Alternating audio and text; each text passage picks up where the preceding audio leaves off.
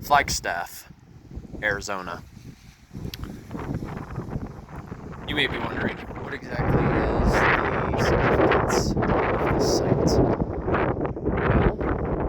Well, of all places, these are remnants.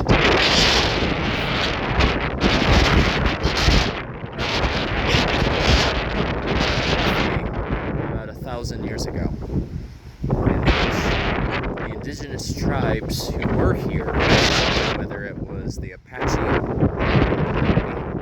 for example, would have witnessed the eruption taking place. Much of the rock that is surrounding the area includes cinder, along with some traces of pumice, and even basalt. This is most likely either cinder or pumice, given how porosity is present in the rock. And for another, it's relatively heavy. Goodness gracious.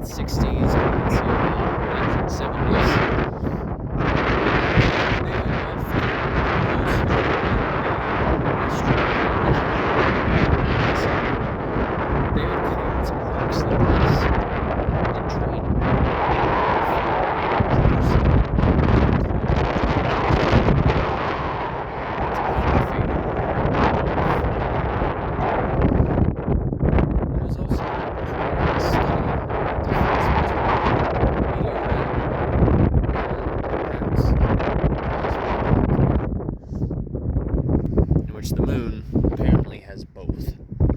But in this case, this is a crater, which implies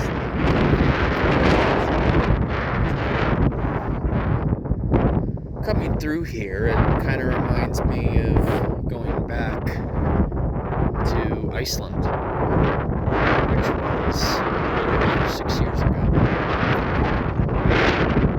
And as I mentioned before, it was really that trip in Iceland for which I cannot express enough gratitude for that opportunity.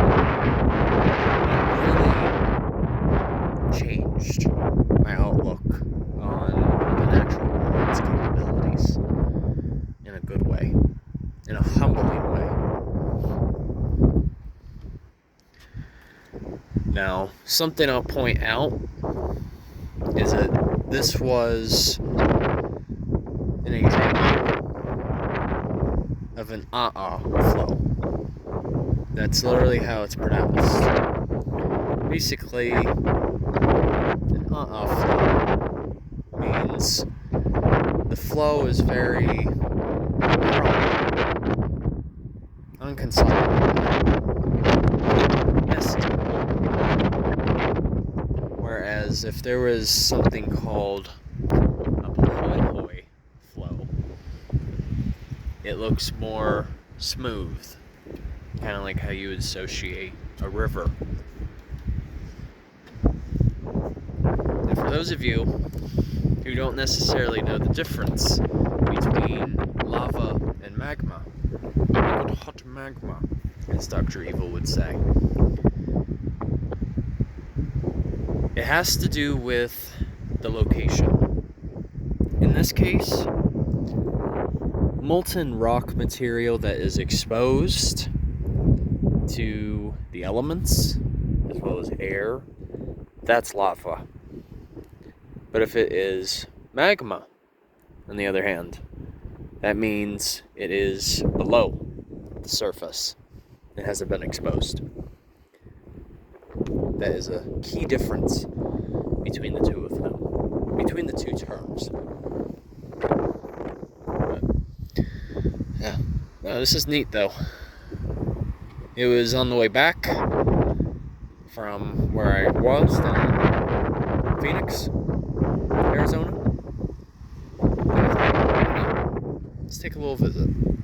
Alright, guys.